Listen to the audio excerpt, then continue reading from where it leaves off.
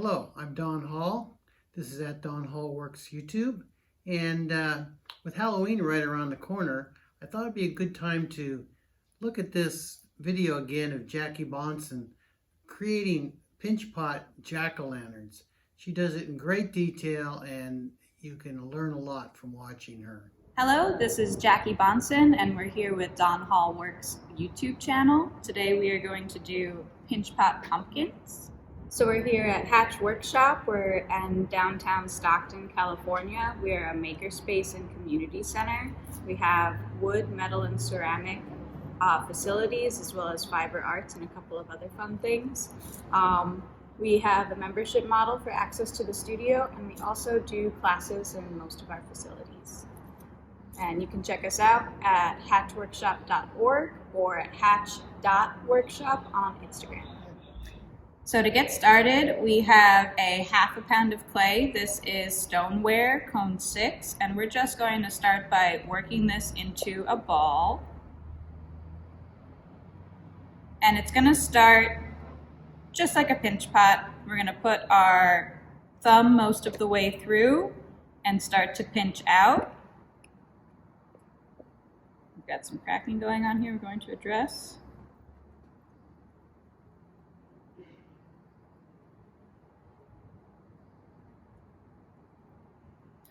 And clay likes to be between 1/4 of an inch and 1/2 of an inch thick. Just try your best. Sometimes thicker is better for beginners. And we're going to go ahead and address some of this cracking. Just smooth that over. What is different about this pumpkin is that we are going to close this form up. And you're just going to squish this opening back together. When the walls start to fold over, just blend those in, let them fold and blend them in. This is definitely the trickiest part of the whole project. So we're going to smooth that over. And now we've got kind of a messy closing going on here. I like to smooth this out first with the serrated metal rib. Just start to work all those lumps into a smoother surface, going in multiple directions to fill in any holes.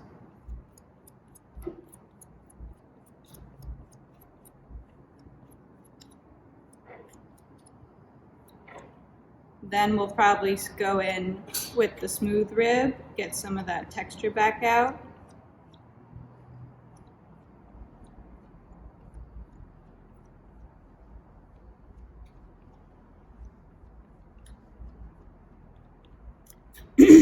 Then go in with a lightly damp sponge and just smooth all the rest of that out.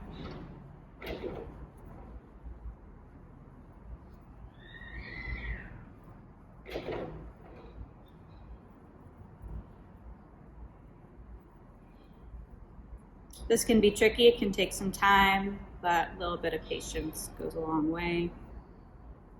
And we're mostly there. So now that we have this air trapped inside of this ball of clay, I know we just did a lot to make it look the same as we started, but now when we go to manipulate the ball, the trapped air is going to keep it in shape. So now we're going to just start thinking about our pumpkin shape. I think I'm going to go a little bit oblong.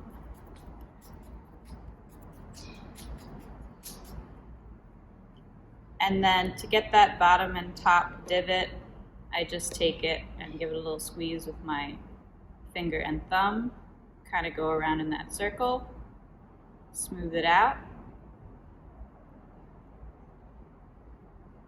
Next up, we are going to take our wood rib with a softer edge, and from that top and bottom divot, we're just going to gently roll our rounded edge into that, up and down into that clay. And I usually do 8 ridges, which is pretty easy. Just cut it like a pizza pie. Gonna start with one line, go across, do our second line, And then you just chop all these quarters into half one more time.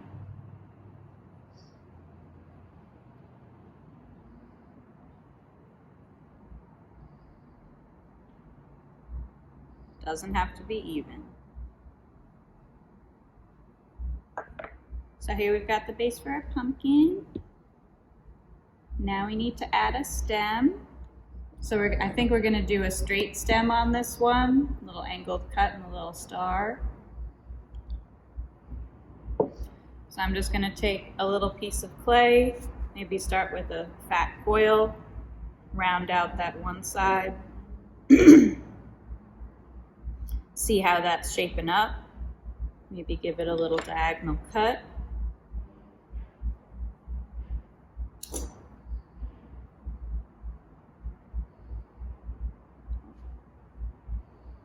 I'm going to need a little bit of slip.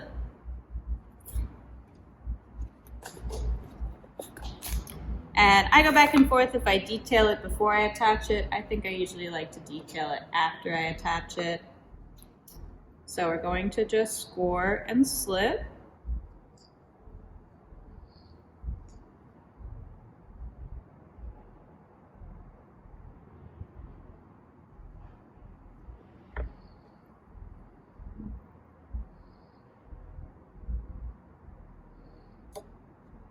Press that on there.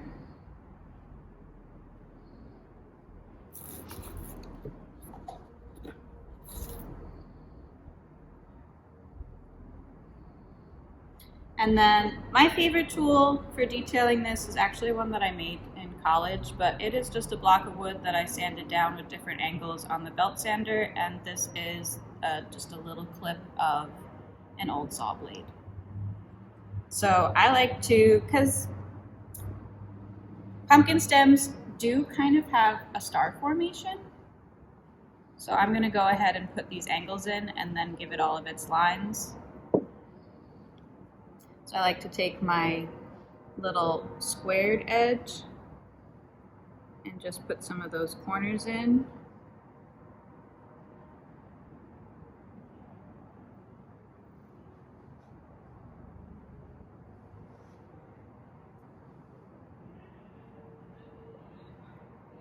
Flatten that back out, and then just go in and put those little score lines. And you can mess with this as much as you want. It can be any shape you want it to be.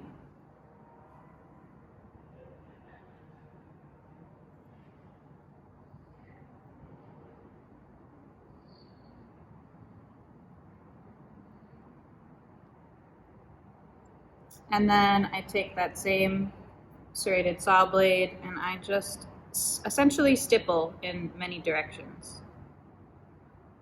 For that top texture, give it a little bit of unevenness because it's a dried out stem.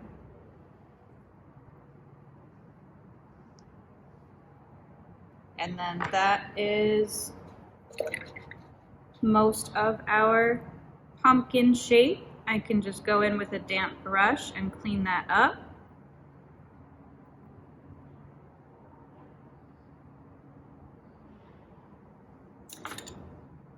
And before we're done, later we are going to poke a hole into the bottom of this. I might go ahead and put my stamp on one of the ridges on the bottom here. And then I do want to make another and then show you this curlicue stamp. All right, so we have made our second pumpkin and we are going to demonstrate the curlicue stem, as I like to call it. So we're going to start down here with a smaller piece of clay and we're going to make a tapered coil. So that means a little bit thinner on one end.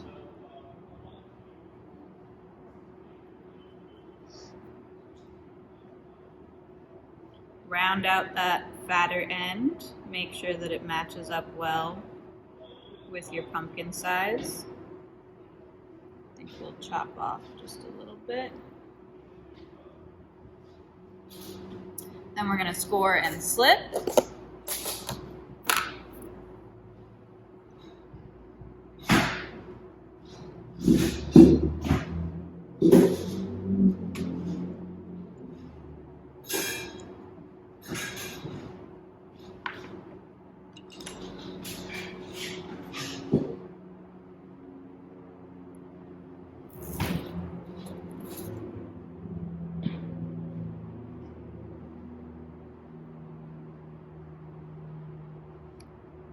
So for this, I do like to put some of these lines in before I do the curl because it's a little bit difficult to get all that texture in once it's curled up.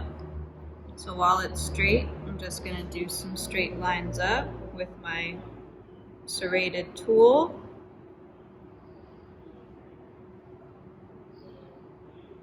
Again, I might do some of that angling.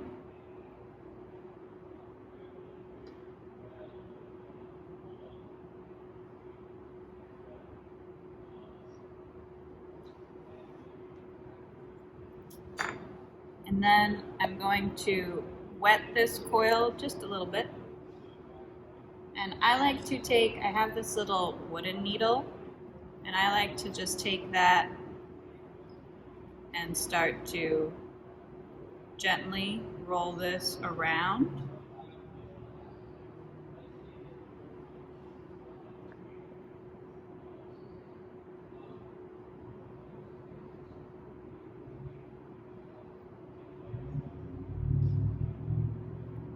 If you lost some of that texture on the way, we can go ahead and put that back in.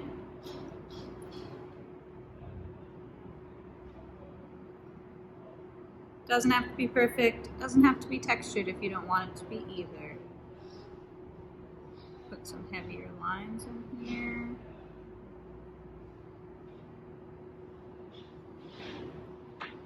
And then we're just gonna twist that stick out. You could do this with a regular metal needle tool as well. I just like this wooden one because it's a little bit skinnier. Then you can take your damp brush and just clean up any messiness. Next up, we are going to let these dry and then add some color. So we're back, we let these pumpkins dry, and now we're gonna add some color with Amico Velvet Underglaze. So I've got bright orange and a little bit of that same bright orange with some black painted in. We are gonna get a classic orange pumpkin over here.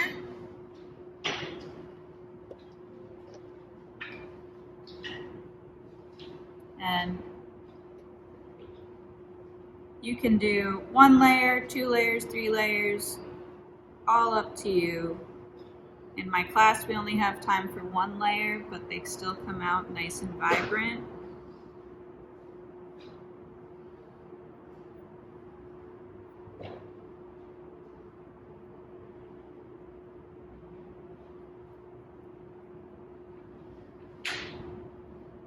And of course, you don't have to do orange. We're gonna do something a little different to this other pumpkin. I've seen a lot of people go with green.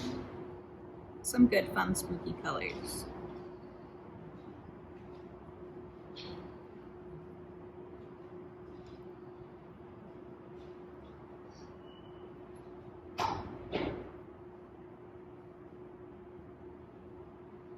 For the stems, I've got this bright orange with black mixed in to make kind of a rich brown.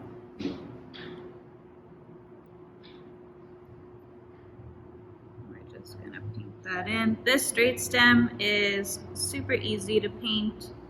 The curly Q stem is a little bit more difficult, but still doable.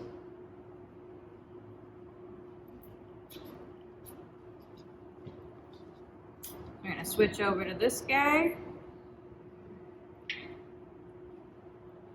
So it's really just the interior of that spiral that's a little bit tricky,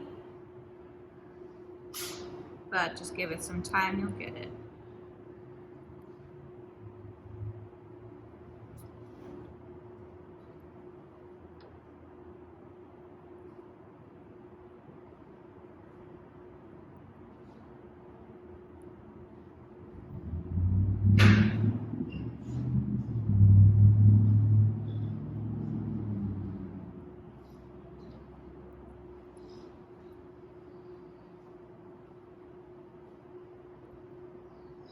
All right, so we've got this stem painted brown, and I like to do a nice off-white with brown speckles, the same color as the stem, and I like to do that with just a toothbrush head.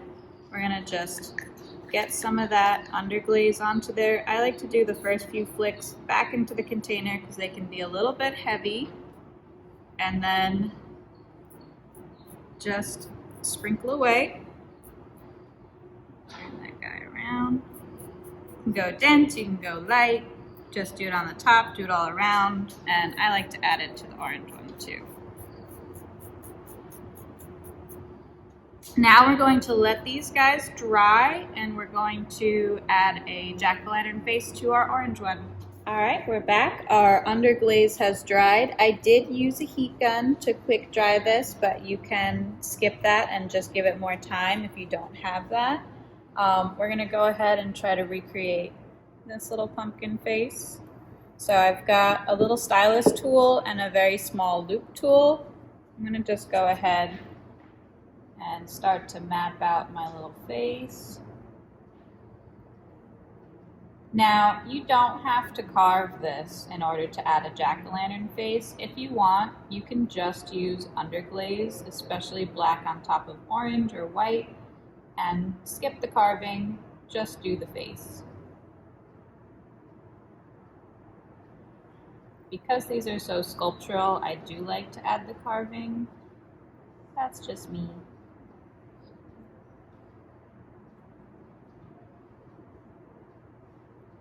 So I've got his little features mapped out. I'm gonna just go ahead and start taking some material out with the small loop tool. If you are carving, remember how thick that wall is. It's up to you if you want to carve all the way through or just do a little bit and add some underglaze.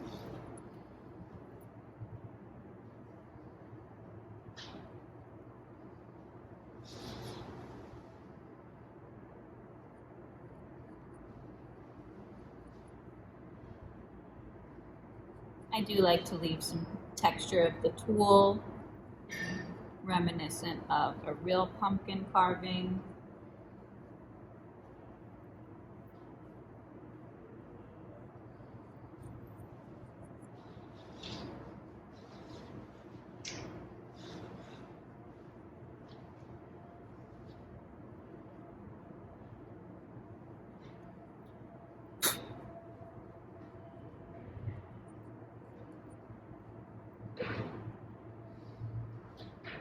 So the tools we're using are both Kemper tools. This is a small wire loop tool. Looks like it is the WLS. And then this, also by Kemper, is a ball stylus. I believe this is the medium size. Okay, good. Perfect. When I'm done carving, I like to take a stiff dry brush and just get any of those burrs out of the way. Then we're going to come back in with a small brush and a little bit of black underglaze. This is Velour Black from Amico, Velvet Underglazes.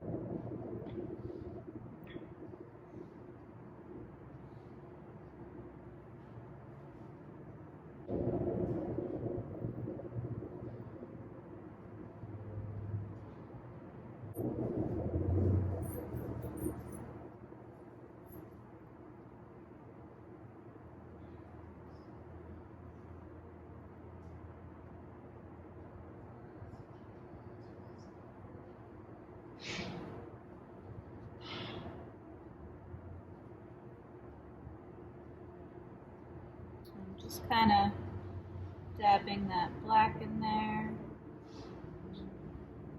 You can go in and clean up this painting again with the ball stylus or the little wire tool.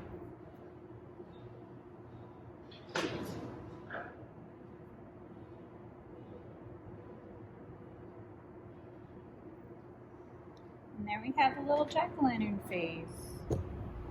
Thanks so much for watching. This was Pinch Pot Pumpkins at Hatch Workshop with Dawn Hall Works YouTube.